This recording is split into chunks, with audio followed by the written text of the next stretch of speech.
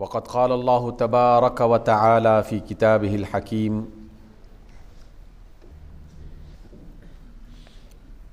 يا أيها النبي إنا أرسلناك شاهدا ومبشرا ونذيرا وداعيا إلى الله بإذنه وسراجا منيرا صدق الله مولانا العظيم.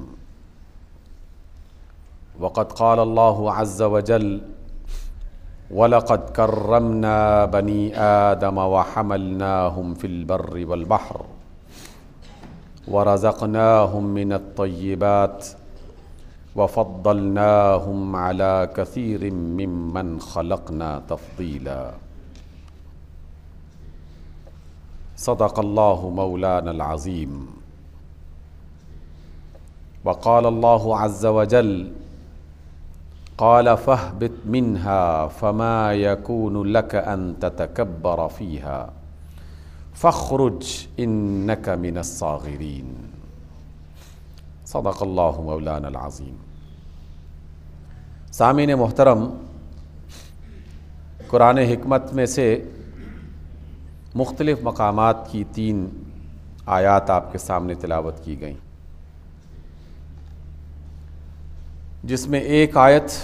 سورہ اسراء کی، الاسراء آیت نمبر 70، رب ذوالجلال فرماتے ہیں کہ ہم نے آدم کی اولاد کو بڑی عزت سے نوازا ہے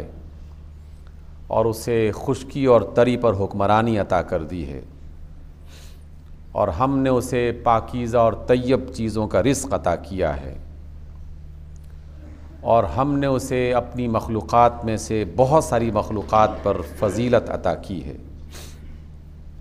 وَلَقَدْ كَرَّمْنَا بَنِي آدَمَ وَحَمَلْنَاهُمْ فِي الْبَرِّ وَالْبَحْرِ۔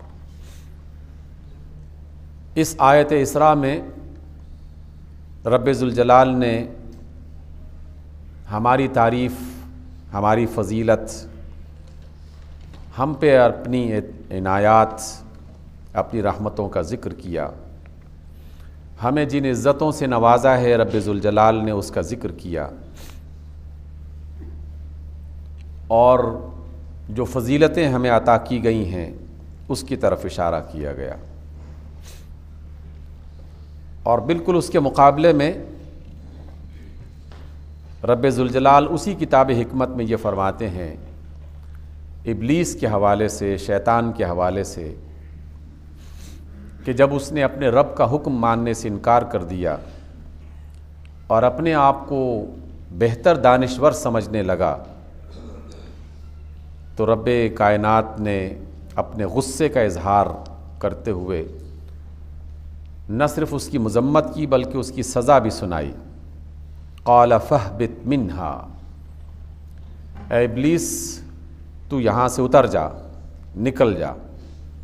فما یکون لک ان تتکبر فیہا، تجھے یہ بات زیبا نہیں ہے کہ تو یہاں پر تکبر کرے اور تو اس بات کو منوانے کی کوشش کرے کہ تم آدم سے زیادہ فضیلت والے ہو، اور ہمارے حکم کی خلاف ورزی کرتے ہوئے تم اپنی طرف سے کوئی نہ کوئی لاجک اور دانشوری بگھارنے کی کوشش کرو، اس بات کی تمہیں اجازت نہیں ہے۔ فخرج انک من الصاغرین، نکل جاؤ ہمارے دربار سے، نکل جاؤ ہماری جنت سے، یقیناً تو بہت ہی چھوٹا ہے، تیرا کردار اور تیرا درجہ اور تیری حیثیت بہت چھوٹی ہے، تجھے اس بات کا حق نہیں ہے کہ تو رب کائنات کے مقابلے میں سر اٹھا کر بات کر سکے۔ یہ 2 آیتیں اس بات کی طرف اشارہ کر رہی ہیں کہ آدم کی پیدائش سے ہی 2 کردار بہت نمایاں طور پر ہمارے سامنے پیش کر دیے گئے۔ ایک اللہ رب العزت کی طرف سے فضیلت والا کردار جو آدم کے حصے میں آیا اور جو آدم کی اولاد کے حصے میں آیا، اللہ کی طرف سے عزت، عنایات، رحمتیں، پاکیزہ رزق، یہ سب جو بھی انعام و اکرام تھا رب کائنات نے ہمارے لیے یعنی آدم کی اولاد کے لیے مخصوص کیا، اور اسی موقع پر وہ کہ جسے دربار خاص میں جگہ ملی ہوئی تھی، جس کی عزت اور جس کا اکرام آسمان والے بھی جانتے تھے، لیکن تکبر اور غرور کی وجہ سے اللہ کے مقابلے میں اپنی دانشوری کو زیادہ بہتر سمجھنے والے اس شیطان کے حوالے سے یہ حکم جاری ہوا کہ تو یہاں سے نکل جا، تیری کوئی حیثیت نہیں ہے، تو بہت چھوٹا ہے، تیرا کوئی درجہ اور مقام نہیں رہا، اور اسے اپنے دربار سے باہر نکال دیا گیا۔ بس اس وقت سے دشمنی کا یہ معاملہ مستقل طور پر چل رہا ہے اور قیامت تک چلتا رہے گا، اور یہ کوئی انہونی بات نہیں ہے اور نہ ہی یہ کوئی انوکھی بات ہے۔ ہماری دنیا میں بھی ایسا ہی ہوتا رہتا ہے کہ کسی بڑے مقام سے اگر کسی کو نکال دیا جائے اور اس کی جگہ کسی اور کو بٹھا دیا جائے تو ان کے درمیان میں ایک حسد،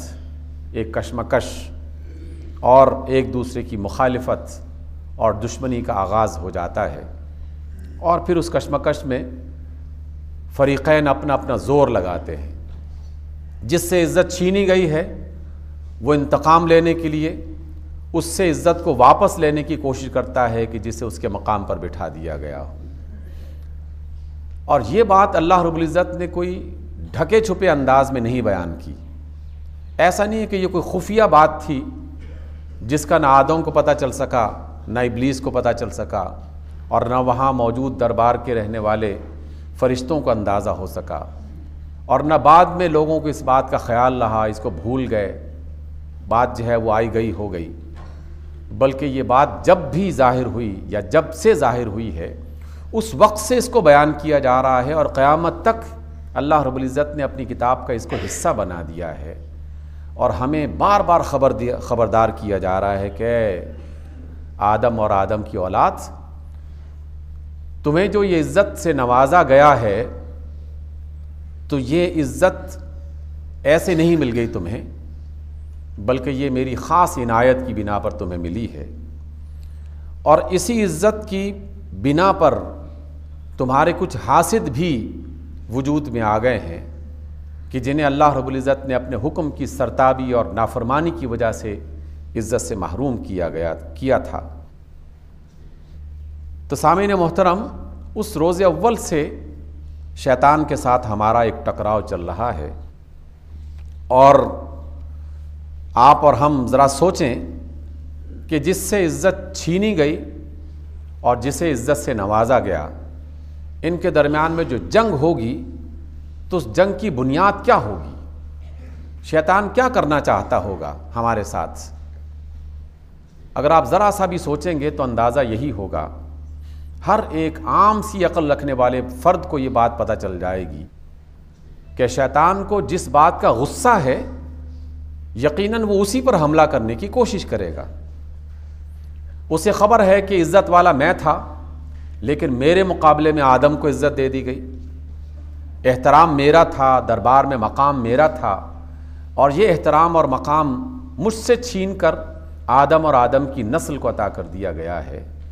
تو اب یقیناً شیطان کی پوری کوشش یہی ہوگی کہ آدم کو عزت کے اس مقام پہ نہ رہنے دیا جائے، اور آدم کی اولاد سے یہ عزت چھین لی جائے، اس کا یہ احترام اس سے ختم کر دیا جائے، تاکہ وہ بھی اسی طرح ذلیل ہو جائے کہ جس طرح اللہ رب العزت نے مجھے بھرے دربار میں ذلیل کر کے نکال دیا تھا۔ تو اب اس آدم کی اولاد سے اور آدم کے بیٹوں اور بچوں سے میں اپنی ذلت کا انتقام لے کے رہوں گا، اور اس وقت سے لے کر آج تک اور آج سے لے کر قیامت تک شیطان ہم لوگوں سے یعنی آدم کی اولاد سے اسی بات کے انتقام لے رہا ہے، اور اس کے انتقام کا جو بہت بڑا حصہ ہے اور اس کی بہت ساری جو سازشیں ہیں اس کو اگر کسی ایک نقطے پر مرکوز کر دیا جائے تو وہ نقطہ جو میری سمجھ میں آتا ہے جو قرآن و سنت کے مطالعے کے بعد، وہ یہ ہے کہ آدم کو اس کی عزت سے محروم کر دیا جائے، آدم کی اولاد کو اس کے اعزاز سے محروم کر دیا جائے۔ آدم کی اولاد کو اس کی عزت اور اس کے اعزاز سے محروم کرنے کے لیے وہ کئی طرح کے حربے استعمال کرتا ہے۔ کبھی دھوکہ اور فریب، اور کبھی انتقام اور غصہ، کبھی جنگ اور جدال، جو بھی طریقہ اس کے دل میں آتا ہے، جو بھی خیال اس کے من میں آتا ہے، وہ اس کو استعمال کرتے ہوئے ہمیں یعنی آدم کی اولاد کو عزت سے محروم کرنا چاہ رہا ہے۔ اور اللہ رب العزت نے ہمیں ان باتوں سے آگاہ کرنے کے لیے انبیاء کا جو سلسلہ قائم کیا، اس میں سب سے بہترین اور کامل ترین ہستی جناب محمد مصطفیٰ صلی اللہ علیہ وسلم کو بنا کے بھیجا۔ اور رسول محترم علیہ الصلاۃ والسلام کی بعثت کا مقصد صرف یہی تھا کہ آدم کی اولاد کو اس کے اصل مقام سے آگاہ کیا جاتا رہے، اور اس کے سب سے بڑے دشمن سے اسے خبردار کیا جاتا رہے، کہیں ایسا نہ ہو کہ آدم کی اولاد اس دشمن کی چال میں آ کر اپنی عزت سے محروم ہو جائے۔ یہی سبب ہے کہ رب ذوالجلال نے اپنے آخری نبی کا تعارف کروایا، یا ایھا النبی انا ارسلناک شاہدا، اے نبی ہم نے آپ کو گواہ بنا کے بھیجا ہے تاکہ آپ ساری نسل انسانی کے سامنے یہ گواہی دیں کہ اللہ کا جو پیغام، عزت بتانے والا پیغام، احترام بتانے والا پیغام، آدم کی اس بلند عظمت کا پیغام وہ لوگوں کو سناتے رہیں، اور آدم کے دشمن سے آگاہی کا پیغام وہ لوگوں کو اس سے خبردار کرتے رہیں۔ اس لیے ہم نے آپ کو گواہ بنا کے بھیجا ہے، وَمُبَشِّرًا، اور خوشخبری دینے والا بنا کے بھیجا ہے، تاکہ آدم اور اس کی نسل کو مسلسل یہ پیغام ملتا رہے کہ اے آدم کی اولاد، اللہ نے تو تمہیں بڑی عزت سے نوازا ہے، اللہ کی مخلوقات میں سب سے بلند گریڈ، سب سے بلند مقام اور مرتبہ آدم کی اولاد کا ہے، اس لیے انہیں بشیر بنایا کہ ہمیں یہ خوشخبری سنائیں، اور وہ پیغام بار بار ہمیں سنائیں کہ وَلَقَدْ كَرَّمْنَا بَنِي آدم، کہ ہم نے، اللہ کا فرمان یہ ہے کہ ہم نے آدم کی اولاد کو عزت سے نوازا ہے، وَحَمَلْنَاهُمْ فِي الْبَرِّ وَالْبَحْرِ، اور اسے خشکی اور تری پر حکمرانی سے نوازا ہے، وَرَزَقْنَاهُمْ مِنَ الطَّيِّبَاتِ، اور اسے پاکیزہ رزق عطا کیا ہے، وَفَضَّلْنَاهُمْ عَلَى كَثِيرٍ مِّمَّنْ خَلَقْنَا تَفْضِيلًا، اور اپنی مخلوق میں سے سب سے زیادہ یا بہت زیادہ فضیلت آدم کی اولاد کو عطا کی ہے۔ یہ بشیر بن کر رسول اللہ صلی اللہ علیہ وسلم ہمیں یہ سبق سکھا رہے ہیں، وَنَذِيرًا، اور خبردار کر رہے ہیں ہمیں ہمارے دشمن سے، ہمارے خطرے سے، ہماری مصیبت سے،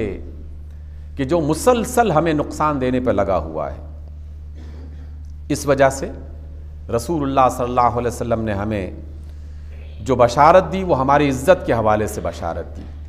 اور جو خبردار کیا وہ ہمیں دشمن کے حوالے سے خبردار کیا، اور پھر وہ طریقہ بتایا کہ تم اپنی عزت کو سنبھال کیسے سکتے ہو، تو اس کے لیے فرمایا کہ وَدَاعِيًا إِلَى اللَّهِ، اللہ کی طرف واپس پلٹ کے آؤ گے تو تمہاری عزت محفوظ ہو جائے گی، اللہ کی بات کو تسلیم کر کے اپنا سر اس کے سامنے خم کر دو گے، جھکا دو گے تو تمہاری عزت بحال ہو جائے گی یا برقرار ہو جائے گی، اللہ کی بات کو مانو گے تو تمہاری عزت محفوظ ہو جائے گی۔ وَدَاعِيًا إِلَى اللَّهِ بِإِذْنِهِ، اسی کے اذن، اسی کی اجازت اور اسی کے حکم پر اللہ کے رسول یہ کام سر انجام دیتے رہے۔ اور ایک اور بڑی خوبصورت بات جو نبی محترم علیہ السلام کے حوالے سے تعارف کے طور پر پیش کی گئی وہ یہ کہ وَسِرَاجًا مُنِيرًا، کہ ہم نے آپ کو سراج منیر بنایا ہے۔ عربی زبان میں دو لفظ استعمال ہوتے ہیں، ایک مصباح جس کا معنی ہے چراغ، دیا، اور ایک لفظ سراج استعمال ہوتا ہے جو اتنے بڑے چراغ کے لیے استعمال کیا جائے یا اتنی بڑی روشن چیز کے لیے استعمال کیا جائے کہ جس کے بعد کسی اور روشنی کی ضرورت پیش نہ آئے، یا جس کے مقابلے میں کسی دوسرے کی روشنی ٹھہر نہ سکے۔ اور اس مثال کو سمجھنے کے لیے اگر ہم اپنی دنیا میں جو روشنی کے ذرائع استعمال کرتے ہیں، جو دیے اور چراغ استعمال کرتے ہیں، جو ہماری راتوں کو ستارے چمکتے ہیں، جو چاند چمکتا ہے، لیکن ان سب کے مقابلے میں جسے سراج کہا گیا ہے وہ دن کا سورج چمکتا ہوا، کہ جب وہ طلوع ہو جاتا ہے تو پھر کسی چراغ میں روشنی باقی نہیں رہتی، پھر چاند کی روشنی دکھائی نہیں دیتی، پھر ستاروں کی چمک دمک دکھائی نہیں دیتی، کیونکہ سراج منیر جب روشن ہوتا ہے تو اس کے بعد پھر کسی کی روشنی اس کے مقابلے میں ٹھہر نہیں سکتی۔ اور یہی بات رسول محترم علیہ السلام کے حوالے سے بتائی گئی کہ ہم نے اپنے آخری نبی محمد صلی اللہ علیہ وسلم کو سراج منیر بنایا ہے۔ سامعین محترم، ان 3 آیتوں کو اپنے سامنے رکھ کر ہمیں اس بات کا جائزہ لینا چاہیے کہ ہم جو طریقہ، جو طور اتوار، جو کام کر رہے ہیں، اس میں شیطان اپنے کام میں کامیاب ہو رہا ہے یا آدم کی اولاد اپنی عزت کو محفوظ کرنے میں کامیاب ہو رہی ہے۔ فیصلہ ہم نے کرنا ہے، سوچنا ہم نے ہے۔ جیسے ہی ہم غور کریں گے تو یقیناً اس بات کا اندازہ ہو جائے گا کہ عزت محفوظ کس کی ہے اور عزت کو خراب کون کر رہا ہے۔ سامعین محترم، عزت جو ہے یہ ایک احساس کا نام ہے۔ وہ احساس ختم ہو جائے تو عزت خود بخود ختم ہو جاتی ہے، کیونکہ عزت کوئی ایسی دیکھی جانے والی چیز نہیں ہے، پکڑی جانے والی چیز نہیں ہے، خریدی جانے والی چیز نہیں ہے کہ جس کو آدمی سونگھ کر، چکھ کر، ہاتھ لگا کر، کسی جگہ پر دیکھ سن کر اس کا اندازہ لگا سکے کہ ہاں یہ والی عزت ہے اور اس کو میں بازار سے خرید سکتا ہوں۔ اس کا تعلق انسان کے احساس کے ساتھ ہے، جو اس کے دل میں سمایا ہوا ہوتا ہے۔ اس احساس کو جس قدر زیادہ زندہ تازہ رکھا جائے گا، عزت کا معیار اسی قدر بلند ہوتا چلا جاتا ہے، اور جس قدر اس احساس کو مارا چلا جائے گا اور بالآخر ایک ایسا مقام بھی آ جاتا ہے کہ آدمی اپنے آپ کو مکمل طور پر بے عزت کر رہا ہوتا ہے،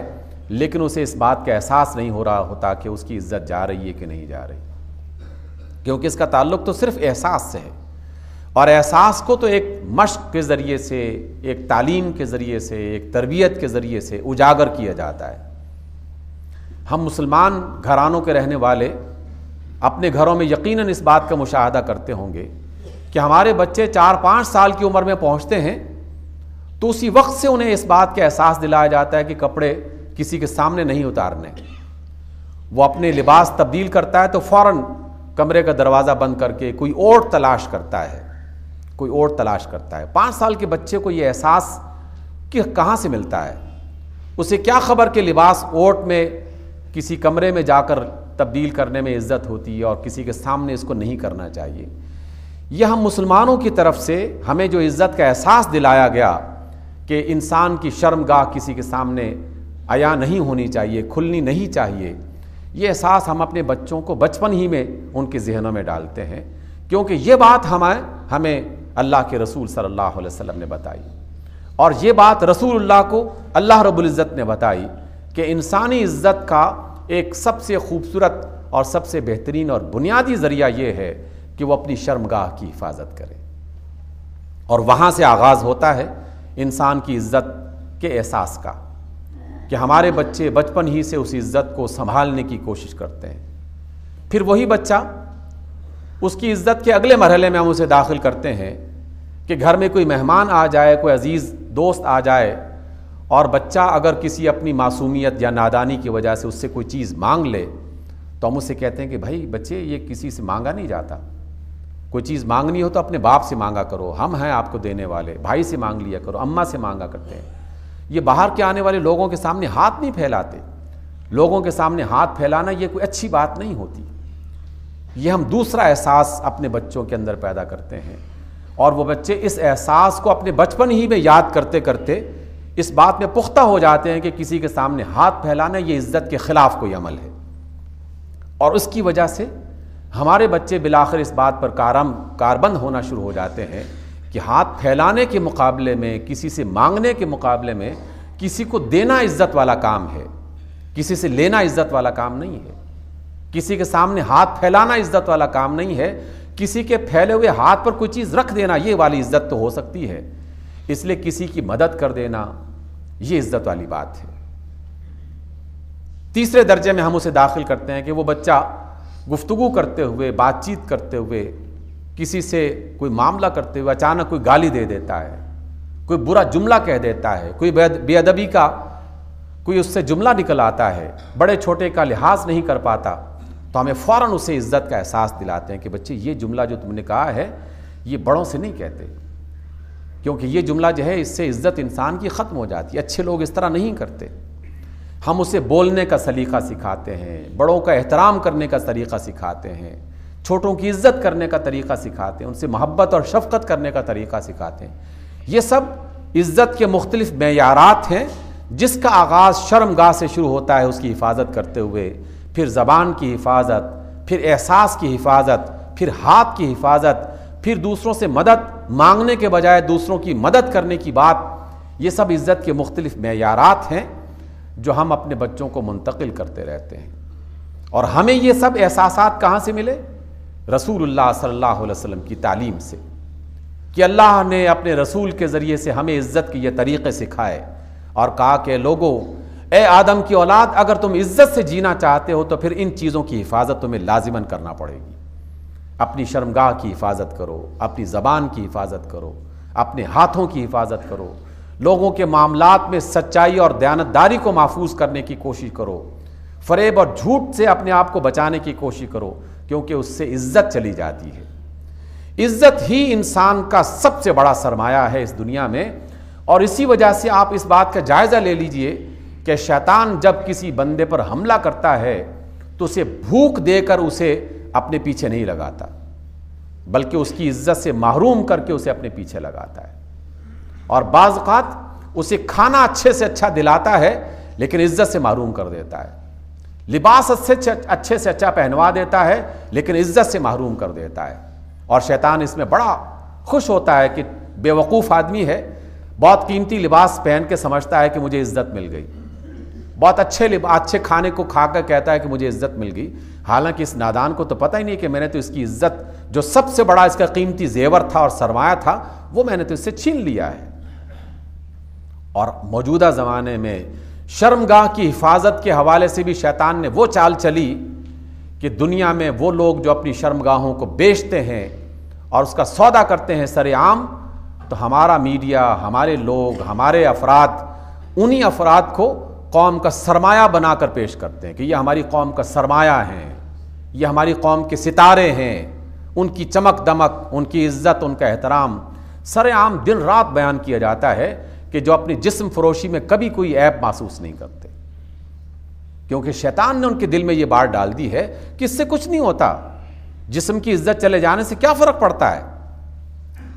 اور کسی کی عزت یہ کوئی بات تو نہیں ہے، یہ تو معمولی سی بات ہے. ایسے خام خواہ لوگوں نے، دیندار لوگوں نے، یہ مسجد کے مولویوں نے اور قرآن و سنت کا حوالہ دے کر خام خواہ اس کا ایک ہوا کھڑا کر رکھا ہے، وگرنہ اس کا تو کوئی تعلق ہی نہیں ہے. یہ تو ایک انسانی ضرورت ہے، جس طرح دیگر چیزیں انسان خرید و فروخت کرتا رہتا ہے، اس کی بھی خرید و فروخت ہوتی رہتی ہے. اس عزت سے انسان کو محروم کیا. شیطان کا اس سے بڑا حملہ پھر مزید یہ ہوتا ہے، یہ تو وہ چال ہے نا جس میں انسان کو وہ اس طرح مبتلا کر لیتا ہے کہ بندے کو خبر بھی نہیں ہوتی اور وہ اپنی عزت کے سرمایے سے محروم ہو جاتا ہے. لیکن سامعین محترم، شیطان کوئی حربہ چھوڑتا نہیں ہے، ایک دوسرا حربہ بھی استعمال کرتا ہے، اور وہ یہ کہ طاقتوروں کے ذریعے سے، حکمرانوں کے ذریعے سے، جن کے پاس قوت ہے ان کے ذریعے سے ان لوگوں کی عزت کو نقصان پہنچانے کی کوشش کرتا رہتا ہے جن کے پاس یہ احساس زندہ ہے، جو اپنی عزتوں کی حفاظت کرنا چاہتے ہیں، جنہیں قرآن کی بات، رسول کی بات، اللہ کی بات اچھی لگتی ہے، جو اپنی زبان، اپنی شرمگاہ، اپنے معاملات، اپنے کردار کی عزت کرنا چاہتے ہیں، اس کی حفاظت کرنا چاہتے ہیں. شیطان پھر قوت کا استعمال کرتا ہے، اور قوت کا استعمال ہر طریقے سے. اس میں بھی دو حوالے میں آپ کے سامنے دینا چاہتا ہوں. کئی سال پہلے، اور وہ بھی اتنا طویل عرصہ نہیں گزرا، عراق کی ابو غریب جیل کے بارے میں جب مجھے بہت ساری باتیں سننے اور پڑھنے کا اتفاق ہوا تو ایک جملہ ایسا بھی پڑھنے کو ملا کہ جس کے بعد کئی دن تک جو سمجھ لیجئے کہ کھانا پینا انسان کا چھوٹ جائے اگر وہ اس کو صحیح طور پر اس کا احساس کرنا شروع کر دے. ابو غریب جیل کی مسلمان بہنوں کی طرف سے ایک خط لکھا گیا، اور اس میں ایک خاتون نے یہ لکھا تھا کہ ہمارے ساتھ ابو غریب جیل میں امریکیوں کی طرف سے جو سلوک کیا جا رہا ہے اس کی ہم کیا وضاحت کریں. صرف یہ کافی ہے کہ ہمیں ایک ہال میں کئی سو کی تعداد میں قید ہیں اور ہمارے جسم پر لباس کا ایک حصہ بھی موجود نہیں ہے، ایک کپڑے کا ٹکڑا بھی موجود نہیں ہے ہمارے جسم پر. یہ ابو غریب جیل میں ہماری مسلمان بہنوں اور بھائیوں کے ساتھ کیا گیا۔ یہ ابو غریب کی جیل میں جب میں نے یہ واقعہ پڑھا چند سال پہلے تو اسی بات پر کڑتا رہا اور اس بات پر اپنے آپ کو کہتا رہا کہ یہ دشمن ہیں اللہ کے، مسلمان نہیں ہیں، اس وجہ سے یہ کام کر رہے ہیں، اور شیطان کے پیچھے ہیں، شیطان کے چونکہ یہ کارندے ہیں اس وجہ سے یہ کام کر رہے ہیں۔ اور یقیناً شیطان کا کام ہی یہی ہے کہ وہ عزت والوں کی عزت کو جتنا نقصان پہنچائے اسے اسی قدر زیادہ خوشی ہوتی ہے۔ ابھی یہ مصر میں دوبارہ جو انقلاب آیا، اس انقلاب کے بعد بہت ساری داستانیں لوگوں کے سامنے آئیں۔ ایک صاحب سے ملاقات ہوئی مصر سے آنے والے، ان سے پوچھا کہ وہاں کے لوگوں سے ملاقات آپ کی ہوئی ہے، کیا پوچھا ان سے، کیا سنایا انہوں نے؟ تو انہوں نے کہا کہ میں نے کچھ قیدیوں سے ملاقات کی اور ایک قیدی سے پوچھا کہ بھائی سناؤ جیل کے حالات کیسے رہے وہاں پر؟ تو اس نے کہا کہ کیا پوچھتے ہو جیل کے حالات، ہم مسلمانوں کے ساتھ ہمارے مسلمان بھائیوں نے کیا کیا اس کو سنانے کا حوصلہ نہیں ہے ہمارے اندر۔ پھر اس کے بعد انہوں نے ایک جملہ کہا اور کہا کہ بھائی آپ پاکستان سے آئیں، میں صرف یہ کہوں گا کہ ہماری مسلمانوں کی جیل میں ہماری عزتیں ختم کر دی گئیں، عزتوں سے ہمیں محروم کر دیا گیا۔ مزید قریدنے پر پتہ چلا تو انہوں نے کہا کہ آپ کو ہم کیا بتائیں کہ نہ جانے ہم کتنے ایام تک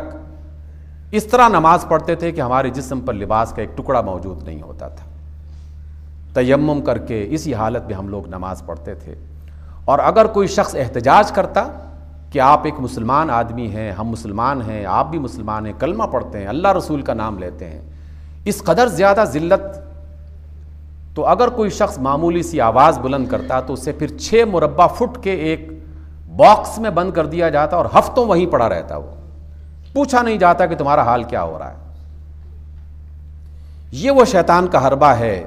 کہ کبھی وہ انسان کو چال کے ذریعے سے، فریب اور دھوکے کے ذریعے سے اس کی عزت سے محروم کرتا ہے، اور جو لوگ اپنی عزت کو محفوظ کرنے کی کوشش کرتے ہیں، جن کے اندر یہ احساس زندہ ہوتا ہے، انہیں پھر طاقتوروں کے ذریعے سے، حکمرانوں کے ذریعے سے، ارباب اختیار کے ذریعے سے انہیں ذلیل کرنے کی کوشش کی جاتی ہے۔ اور رسول اللہ صلی اللہ علیہ وسلم کا مشن اگر میں دیکھوں تو آج کے اس سال کے ربیع الاول کے موقع پر میں ایک ہی پیغام اپنے آپ کو اور آپ کو پہنچانا چاہتا ہوں کہ رسول اللہ صلی اللہ علیہ وسلم آدم کی اولاد کو اس کی عزت سے نوازنا چاہتے تھے، اس کی عزتیں بحال کرنا چاہتے تھے، جو عزتیں اس کی شرمگاہوں سے تعلق رکھتی ہیں، جو عزتیں اس کے ہاتھوں کے پھیلاؤ سے تعلق رکھتی ہیں، جو عزتیں اس کی زبان کے استعمال سے تعلق رکھتی ہیں، جو عزتیں اس کے دل کے احساس سے تعلق رکھتی ہیں۔ نبی صلی اللہ علیہ وسلم اسی مشن کے لیے تشریف لائے۔ ہمیں دیکھنا یہ ہے کہ ہم اپنے کاموں کے ذریعے سے، اپنی باتوں کے ذریعے سے، اپنے کرداروں کے ذریعے سے اپنی اولاد اور آدم کی نسل کی عزت میں کیا کردار ادا کر رہے ہیں۔ اگر ہم کسی کے لیے عزت کا باعث بن رہے ہیں تو اللہ کا شکر بجا لائیے، اور اگر ہماری وجہ سے کسی کی عزت کو نقصان پہنچ رہا ہے، چاہے وہ اتنا سا معاملہ ہی کیوں نہ ہو کہ آپ کے دفتر پہ ایک صاحب آیا ہے، ایک بندہ اپنا ضرورت مند، حاجت مند آیا ہے، اور آپ نے اسے کڑی دھوپ میں باہر کھڑا کر دیا ہے گھنٹوں تک، تو یہ بھی عزت کو محروم کرنے کا ایک ذریعہ ہے۔